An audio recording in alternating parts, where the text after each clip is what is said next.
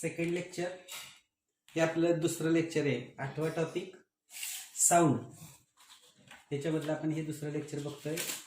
पाठीमागच्या वेळी आपण बऱ्याचशा गोष्टी बघितलेल्या आहेत, म्हणजे साऊंडच्या वेव्हच्या संदर्भातल्या. इथं आपण पुढचं आर्टिकल स्टार्ट करतोय. Principle of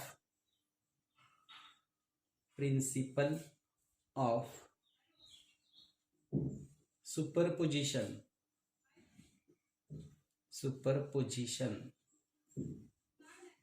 of wave.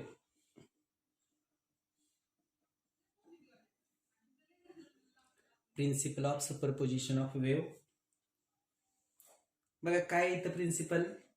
Wien 2 or more waves traveling through a medium arrive at a point simultaneously, then each wave produces its own displacement at that point, and resultant displacement at that point is equal to vector sum of the displacement due to all the waves. म्हणजे काय लक्षात घ्या, 2 किंवा 2 पेक्षा जास्तीच्या waves ह्या medium मधून travel होताना एकाच पॉइंटला सायमल्टेनियसली आल्या तर काय होणार आहे, तर प्रत्येक वेव्ह ही स्वतःची ओन डिस्प्लेसमेंट त्या ठिकाणी दाखवणार आहे आणि त्या पॉइंटला रिझल्टंट डिस्प्लेसमेंट काय असणार आहे, तर vector sum of the waves due to all waves. आणि हे जे प्रिन्सिपल आहे त्या प्रिन्सिपलवरती जो आपण इफेक्ट कन्सिडर करतोय त्यालाच आपण त्या ठिकाणी इंटरफेरन्स असं नाव देतोय. तर प्रिन्सिपल ऑफ सुपरपोजिशन जो इफेक्ट आपल्याला मिळतोय त्याला आपण त्या ठिकाणी इंटरफेरन्स असं म्हणतोय. आता या ठिकाणी बघा, लॉन्जिट्युडनल असू दे किंवा ट्रान्सव्हर्स असू द्या, साऊंड मध्ये असू दे किंवा लाईट मध्ये असू द्या, त्या ठिकाणी काय सांगता येईल, Wien 2 waves are in same phase means काय बघा, सेम फेज म्हणजे काय, तर आपल्याला लॉन्जिट्युडनल साठी सांगता येईल compression of one coincides with compression of other, rarefaction of one coincides with rarefaction of other, किंवा आपण ट्रान्सव्हर्स मध्ये विचार केला तर crest of one coincides with crest of other, trough of one coincides with trough of other. आणि या ठिकाणी जो आपल्याला इंटरफेरन्स मिळेल त्याला आपण त्या ठिकाणी नाव देणार आहे कन्स्ट्रक्टिव्ह इंटरफेरन्स. नंतर आपण if 2 waves are out of फेजचा अर्थ काय होते बघा, when compression of one coincides with rarefaction of other or rarefaction of one coincides with compression of other. हे झालं लॉन्जिट्युडनलच्या बाबतीत. आणि आपल्याला ट्रान्सफरसाठी काय सांगता येईल, when crest of one coincides with trough of other or trough of one coincides with crest of other. आणि या ठिकाणी जो आपल्याला इंटरफेरन्स मिळणार आहे त्या ठिकाणी आपल्याला डिस्ट्रक्टिव्ह, त्याला आपण नाव देतोय डिस्ट्रक्टिव्ह इंटरफेरन्स. बघा यांच्या नावामध्येच constructive, that means to add, construct काहीतरी वाढ होते आणि तो इंटरफेरन्सला आपण कन्स्ट्रक्टिव्ह म्हणतो. आणि डिस्ट्रक्टिव्ह मध्ये काय होते, कॅन्सलेशन, अँप्लिट्यूडचं कॅन्सलेशन किंवा काय असेल ते त्याचं कॅन्सलेशन झालं तर त्याला आपण त्या ठिकाणी डिस्ट्रक्टिव्ह इंटरफेरन्स असं नाव देणार आहे. आता या ठिकाणी आपल्याला हे जे इंटरफेरन्स आहेत आणि हे जे प्रिन्सिपल आहे याच्यावरती आपल्याला लाईट मध्ये आणि साऊंड मध्ये सुद्धा या ठिकाणी काय दिसतं, तर आपल्याला वेगवेगळे इफेक्ट त्या ठिकाणी दिसतात. म्हणजे आपल्याला इथं बघा सेम फेज सांगायचं म्हटलं तर कॉम्प्रेशन कोइन्साइड झालं, एकाचं कॉम्प्रेशन दुसऱ्याचं किंवा हे रेरिफॅक्शन, आणि दुसऱ्या वेव्हचं पण त्या ठिकाणी म्हणजे कॉम्प्रेशनला कॉम्प्रेशनच कोइन्साइड झालं बघा, कॉम्प्रेशनला कॉम्प्रेशनच कोइन्साइड झालं आणि दुसऱ्या वेव्हचं सुद्धा रेरिफॅक्शन कोइन्साइड झालं. तर ते जे काही इफेक्ट तयार होणार आहे आपल्याला त्या ठिकाणी, तर तो इफेक्ट जो आहे त्याला आपण त्या ठिकाणी कन्स्ट्रक्टिव्ह इंटरफेरन्स असं म्हणणार आहे. किंवा आपल्याला असं सांगता येईल बघा, तर एका वेव्हचं आपण जर ट्रान्सव्हर्स मध्ये बघितलं तर इथं क्रस्ट आणि क्रस्ट ट्रफ, आणि आपण असं विचार केला की इथं आपल्याला दुसऱ्या वेव्हचं पण क्रस्ट आणि ट्रफ याच पद्धतीने आलं. म्हणजे क्रस्टला क्रस्ट, ट्रफला ट्रफ, क्रस्टला क्रस्ट, ट्रफला ट्रफ, क्रस्ट असं. म्हणजे इथं पण मला दाखवता येईल बघा, वेगळ्या पेन नसलं तरी कॉम्प्रेशन, रेरिफॅक्शन, क्रस्ट, ट्रफ. तर हे कन्स्ट्रक्टिव्ह साठी असणार आहे. आणि डिस्ट्रक्टिव्ह म्हणजे काय बघा, एकाचं कॉम्प्रेशन आणि दुसऱ्याचं रेरिफॅक्शन. इथं आपण रेरिफॅक्शन दाखवूया, रेरिफॅक्शन आणि मग कॉम्प्रेशन, परत रेरिफॅक्शन. म्हणजे इथं तुमचं काय कॉम्प्रेशन आहे तर याचं रेरिफॅक्शन आहे, याचं रेरिफॅक्शन आहे तर याचं कॉम्प्रेशन आहे, याचं कॉम्प्रेशन आहे तर याचं रेरिफॅक्शन, किंवा मला अजून पण दाखवता येईल बघा. समजा आपण असं म्हटलं की आपली काय ट्रान्सवर्स वेव्ह आहे, म्हणजे इथं क्रस्ट आहे, ट्रफ आहे, क्रस्ट आहे, ट्रफ आहे, आणि मग आपल्याला काय दाखवता येईल बघा इथं. तर मी ह्या वेव्हमध्ये समजा असं दाखवलं, हे क्रस्ट ट्रफ, क्रस्ट ट्रफ, म्हणजे इथं काय झालं, क्रस्टच्या तिथं आला ट्रफ आणि ट्रफच्या तिथं आला क्रस्ट, ट्रफ क्रस्ट असं. जर हे जे आहे त्याला आपण डिस्ट्रक्टिव्ह इंटरफेरन्स असं नाव देतोय. तर हे आपल्याला इंटरफेरन्सच्या बाबतीत एवढं सफिशियंट आहे. त्यानंतर आपण पुढचा भाग बघूया.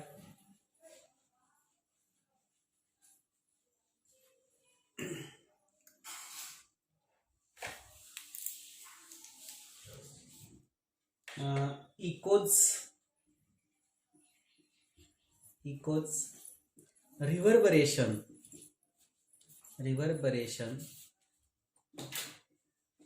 अँड अकॉस्टिक किंवा acoustic. Echoes, reverberation and acoustics. त्यातला पहिला भाग इकोज. इको म्हणजे काय बघा, sound wave when reflected from a reflecting surface or surfaces which separates two media, but due to the longer wavelength of sound waves the refracting surface must have larger surface area. Here the production of echoes, it is a very good example of reflection of sound. Suppose you consider this is a man, and if he stands in front of wall, suppose this is the wall, then what happens if this distance between these two, man and wall, is either 70 meter or greater than 70 meter, then what happens, that man can heard, if he produce the sound, then he can heard two sounds. That means its original sound and its reflected sound, and that is called as echo. बघा मला काय म्हणायचंय, eco म्हणजे प्रतिध्वनी. प्रतिध्वनी कधी तयार होणार आहे इथं, तर आपण इथं समजा एखादा माणूस उभा केला, व्यक्ती उभी केली आणि त्याने साऊंड जनरेट करतोय, आणि त्याच्या समोर जी रिफ्लेक्टिंग वॉल आहे, ही वॉल जर 17 मीटर किंवा त्यापेक्षा जास्त अंतरावर असेल, तर या माणसाला दोन साऊंड हर्ड होणार आहेत एकाच वेळी. कसे दोन, तर त्याने प्रोड्यूस केलेले एक साऊंड आणि रिफ्लेक्ट होऊन आलेले एक साऊंड, आणि मग दोन साऊंड, आणि त्याला आपण इकोज म्हणतो. आता इथं 17 मीटर 17 मीटर हे डिस्टन्स कसं काढलं बघा. आता the capacity of the human ear to distinguish the two sounds only when the time interval between two sounds is 1/10 of second or greater than it. म्हणजे माणसाच्या कानाची जी कॅपॅसिटी, ॲबिलिटी, ती काय करते, तर दोन साऊंड डिस्टिंग्विश करण्यासाठी त्या दोन साऊंडमध्ये जे टाइम इंटरव्हल आहे तो एक तर 1/10 सेकंड पाहिजे किंवा त्याच्यापेक्षा जास्त असला तरच आपण डिस्टिंग्विश करू शकतो. त्याच्यापेक्षा कमी टाइम जर झाला तर आपण दोन्ही साऊंड एकत्रच ऐकले, त्यांना आपण वेगळं नाही दाखवू शकत. मग आता काय बघा, तुम्हाला माहितीये velocity of sound is 340 metre per second, then it's 1/10 part. 1/10 part काय होईल, तर तो 34 मीटर असणार आहे. म्हणजे जर साऊंड वेव्हनं 34 मीटर एवढं डिस्टन्स ट्रॅव्हल केलं किंवा त्याच्यापेक्षा जास्तीचं डिस्टन्स ट्रॅव्हल केलं तर टाइम इंटरव्हल तुमचा 1/10 सेकंडच्या पुढे जाऊ शकतो.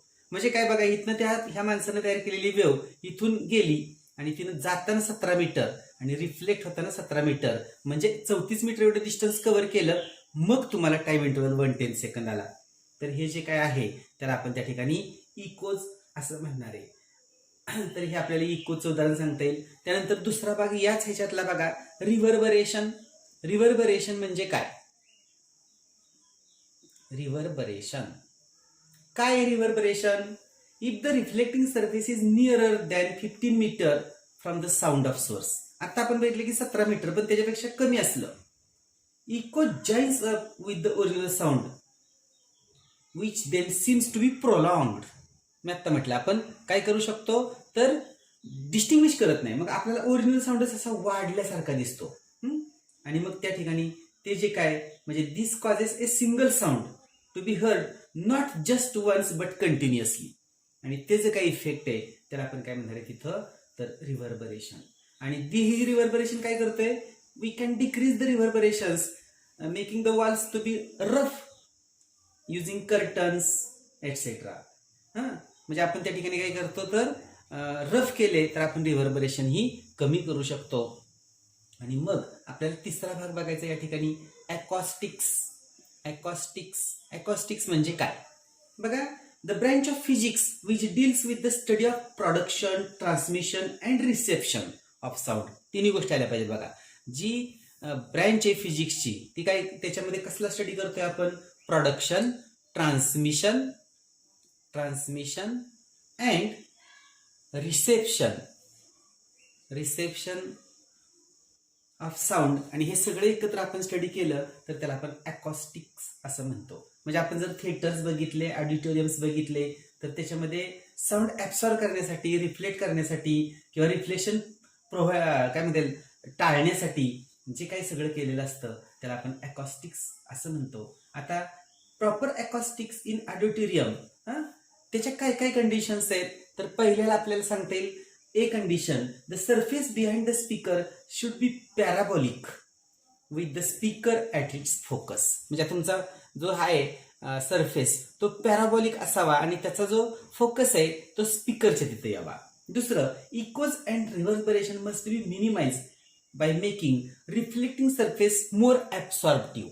आपण रिफ्लेक्टिंग सरफेसेस काय करू शकतो? ऍब्सॉर्प्टिव्ह, त्याने साऊंड हा ऍब्सॉर्ब करून घेतला पाहिजे. नंतर for unnecessary focusing of sound and to avoid poor audibility areas curved surfaces must be avoided. आपल्याला कर्व्ड सर्फेस अवॉइड केले पाहिजेत. And echelon effect is the mixing of sound by echoes is avoided by avoiding steric type construction. Steric type जर construction केलं तर त्या ठिकाणी तो सुद्धा इफेक्ट काय करता येतो, आपल्याला कमी करता येतो. तर हे आपल्याला या ठिकाणी सांगता येईल. तर हे आपल्याला हे आपण बघितलं. अजून सांगता येईल बघा काही गोष्टी. काय, auditorium must be sound proof when close to avoid unwanted sound entry from the outside. आउटसाइडनं साऊंड एंट्री व्हायला नाही पाहिजे. Inside fitting that is fans, air conditioner must not produce a additional sound. आणि आतमध्ये जे काय बाकीचे इन्स्ट्रुमेंट लावलेले असतात त्यांनी ॲडिशनल साऊंड केला नाही पाहिजे, तयार केला नाही पाहिजे. आता नेचरमध्ये आपल्याला अकॉस्टिक्स कसं जाणवतं म्हटलं तर मी इथं घेतो. नेचरमध्ये आपल्याला अकॉस्टिक्स कसं जाणवतं तर आपल्याला एक उदाहरण सांगता येईल. बॅट्स म्हणजे आपल्याला वटवाघूळ, ते काय करतं? Depends on sound rather than light to locate the objects. म्हणजे ऑब्जेक्ट समोर आपल्याला काही अडथळा आहे का नाही तर ते साऊंड वेव्स पाठवतं आणि पुन्हा ते रिसिव्ह करतं आणि पुढे असलेला अडथळा तो म्हणजे तो टाळू शकतं. म्हणजे वटवाघूळ ही रात्री फिरतात, आपण त्यांना निशाचर म्हणतो. तर त्यांना लाईटपेक्षा साऊंडवरती जास्ती विश्वास आहे त्याच्यातून. नंतर डॉल्फिन्स सुद्धा काय करतात तर अकॉस्टिक्सच त्या ठिकाणी यूज करतात.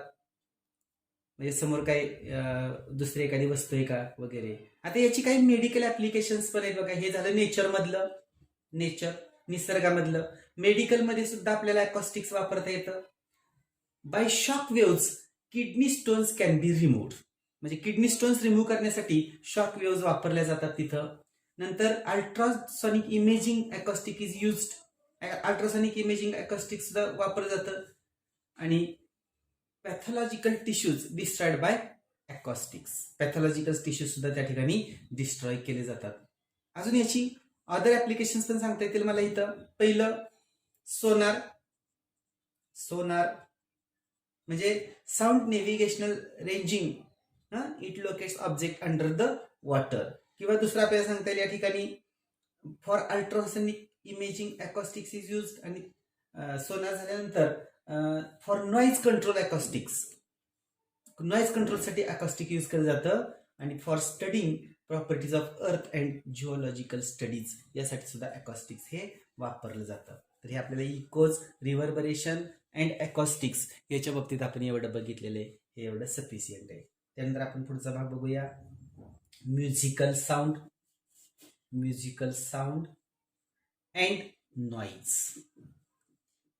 Musical sound and noise. आता ह्याच्यामध्ये त्याचा अर्थ दडलेला आहे बघा. The sound produced by musical instrument has pleasant effect. Pleasant effect on listener, then it is called as music. Okay. म्हणजे आपल्याला प्लीझंट इफेक्ट, असा आल्हाददायक म्हणजे चांगला इफेक्ट आपल्याला जाणवत असेल तर त्याला आपण म्युझिक असं म्हणतो. आणि अनप्लीझंट इफेक्ट आला तर त्याला आपण त्या ठिकाणी नॉईज असं म्हणतो. येतं लक्षात. म्हणजे तुम्हाला म्युझिकल साऊंड, म्युझिक आणि नॉईज यातला फरक या ठिकाणी कळला पाहिजे. आता म्युझिकल साऊंडचे characteristics of musical sound. Characteristic of musical sound short मध्येच बघतोय बघा आपण. पहिली कॅरेक्टरिस्टिक मला सांगता येईल loudness. Loudness depends on intensity of vibration. Intensity is directly proportional to square of the amplitude. आपल्याला माहितीच आहे, लाईट मध्ये पण आपण यूज करतो. And loudness also depends on density of air, velocity and direction of wind, sensitivity of ear, distance and resonance. तर या सगळ्या गोष्टीवरती हा लाऊडनेस डिपेंड आहे. नंतर आपल्याला पुढचा भाग सांगता येईल बघा मला इथं पुढचा पिच. पिच म्हणजे काय? Pitch is a note. Pitch of note is the frequency of vibration of sound source. Higher the pitch the sound is said to be shrill. Lower the pitch, sound is said to be flat. म्हणजे आपल्याला mail आणि female यांचे voice जर आपण consider केले तर mail voice हा flat असतो आणि फिमेल व्हॉइस हा श्रिल म्हणजे त्याचा पिच हा वरचा असतो. तर हे आपल्याला सांगता येईल. आणि तिसरा भाग आहे माझ्याकडं क्वालिटी ऑर टिम्बर. काय हे quality of timbre? It is the characteristic which differentiates two sounds of same loudness and pitch. Harmonics and overtones differentiates two sounds. तर या पद्धतीने आपल्याला हे सांगता येईल. त्यानंतर आपल्याला पुढचा एक भाग याच्यातला बघायचा आहे बघा musical scale. Musical scale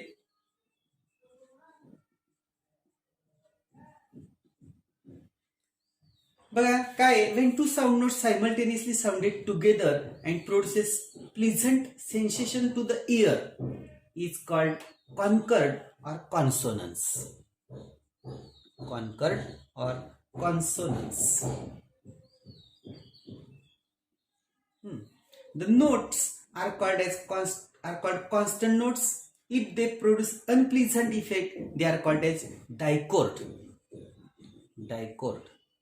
or dissonance.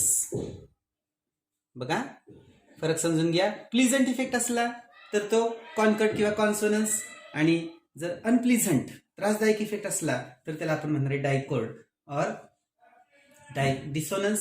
And in this case the notes are called dissonant notes. If two or more sound notes sounded together simultaneously producing pleasant effect due to concord is called as harmony or melody. म्हणजे चांगला effect आला तर त्याला आपण harmony किंवा melody असं म्हणतो. The ratio of frequencies between two notes in the musical scale is called musical interval. दोन फ्रिक्वेन्सी मधला जर रेशो घेतला त्याला आपण म्युझिकल इंटरवल असं म्हणणार आहे. A series of notes separated by fixed musical interval is said to be constitute a musical scale. The starting note of this scale is called keynote. तर या पद्धतीने आपल्याला हे सगळं तुम्हाला वाचून पण हे येणार आहे. पूर्णपणे डिस्क्रिप्टिव्ह टाईप आहे. त्यानंतर आपण पुढच्या आर्टिकलकडे वळूया ज्याला आपण या ठिकाणी म्हणणार आहे Doppler effect. Doppler effect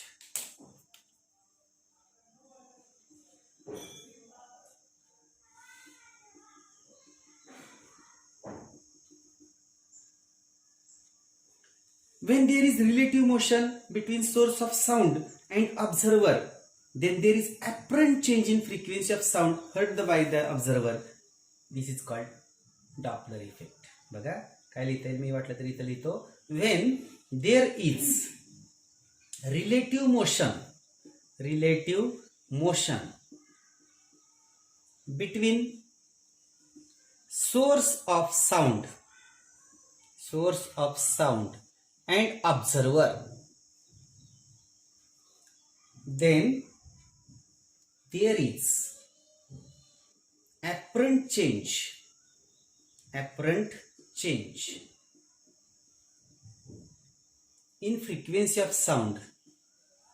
in frequency of sound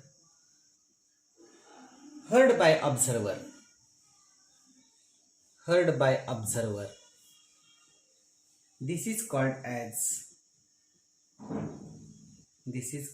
as Doppler effect.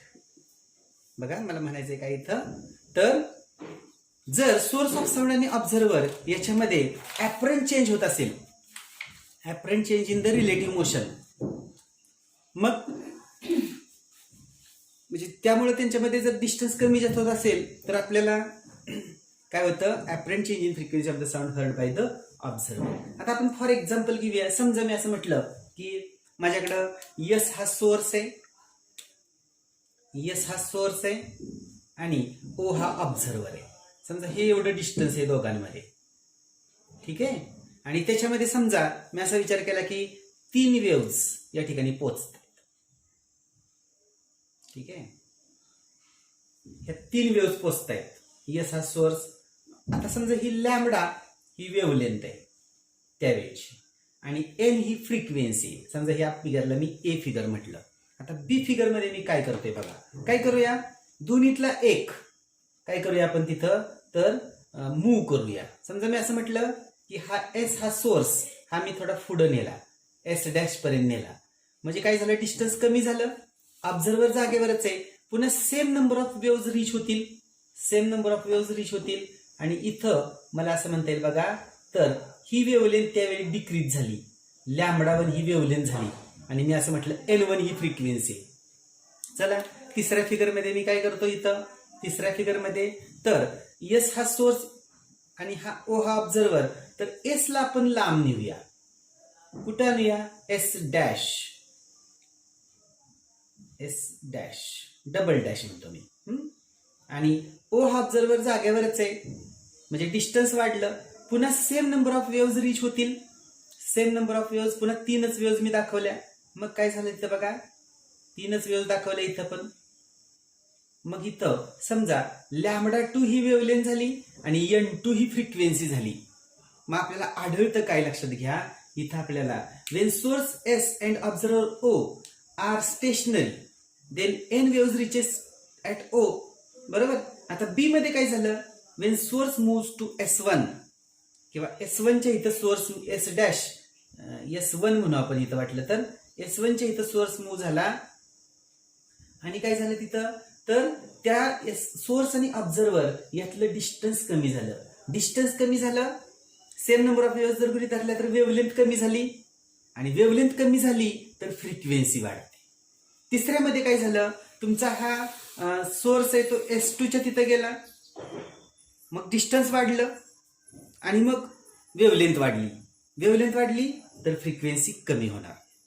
बरोबर आहे. आणि याच्यामध्ये असं नाही की एसच मूव्ह करावा, तुम्ही ओ सुद्धा मूव्ह करू शकता.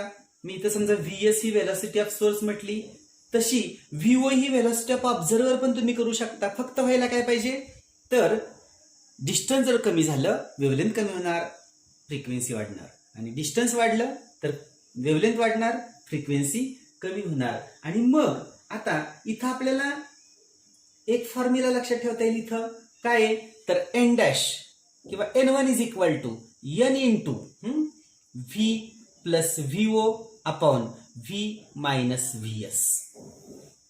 हा फॉर्म्युला तुम्हाला लक्षात ठेवता येईल, V plus or minus, minus or plus.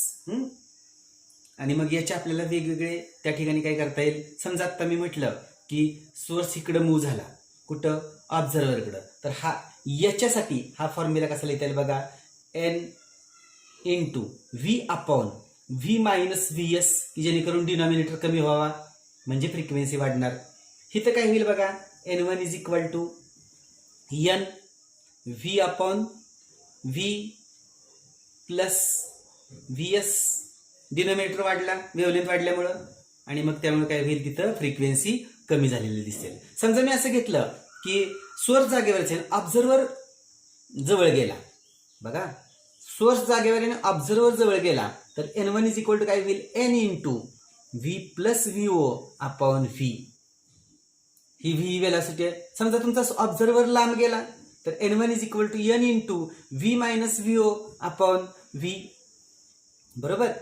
तर या पद्धतीनं समजा सोर्स आणि ऑब्झर्वर लांब लांब जात असले, सोर्स पण लांब जातोय ऑब्झर्वर, तर N1 इज इक्वल टू काय होईल, N into bracket V minus VO upon V plus VS. कारण न्यूमरेटर कमी झालं, डिनॉमिनेटर वाढला पाहिजे, येते लक्षात. आणि समजा तर आपल्याला त्या पद्धतीनं इक्वेशन्स मांडता येतील. अनेक इक्वेशन होतील. समजा सोर्स हा ऑब्झर्व्हरकडे जातोय तर N1 is equal to, observer पण लांब चाललाय तर N1 is equal to N into V minus VO upon V plus, इथं आपल्याला काय करता येईल, सोर्स ऑब्झर्व्हरकडे जातोय म्हणल्यावर आणि ऑब्झर्व्हर पण त्याच दिशेने चाललाय, तर V minus VO upon V plus VO source आणि ऑब्झर्व्हर. आता ते दिशावरती डिपेंड आहे बघा, ते आपल्याला म्हणता येईल तिथे N1 इज इक्वल टू, समजा दोघं पण एकाच दिशेने चालले, तुमचा सोर्स इकडे चाललाय, ऑब्झर्व्हर तो पण तिकडेच चाललाय. मग काय होईल तिथं, तर आपल्याला N1 is equal to N into bracket V minus VO, कारण तो लांब जातोय आणि हा ऑब्झर्व्हरकडे जातोय म्हणून आपल्याला व्ही मायनस व्ही एस असंही म्हणता येईल आपल्याला तिथं, बरोबर आहे. तर या पद्धतीने आपल्याला हे इक्वेशन्स अनेक मांडता येतील आणि त्यावरती डिपेंड आहे. समजा मी व्हीओ इक्वल टू व्ही एस घेतलं तर N1 is equal to N पण राहू शकतं, कारण त्याच्यातलं डिस्टन्स हे कंटिन्युअसली सेम जर राहत असेल तर त्या पद्धतीनं. आणि याचे आपल्याला काय ऍप्लिकेशन्स काय काय सांगता येतील बघा डॉपलर इफेक्टचे, तर it is used in radar radio detection and ranging. नंतर Doppler effect is used to determine speed of स्टार्सची स्पीड किंवा सन मून यांची स्पीड काढता येतील. तिसरं आपल्याला त्या ठिकाणी स्पीड ऑफ सन या सगळं काढण्यासाठी अनेक ऍप्लिकेशन इथे सांगता येतील. नंतर सोनोग्राफी याच्यामध्ये सुद्धा म्हणजे आपल्याला तो डॉपलर इफेक्ट हा यूज केलेला असतो. आणि इथं तुमचा हा टॉपिक जो साऊंड आहे 8वा तो या ठिकाणी संपतोय. पुढच्या पिरियडला आपण काही एक्झाम्पल्स घेऊ आणि 1-2 पिरियडमध्ये एक्झाम्पल झाल्यावरती तुमचा अख्ख्या वर्षाचा सिलेबस व्यवस्थितरित्या या ठिकाणी संपलेला आहे. थँक्यू.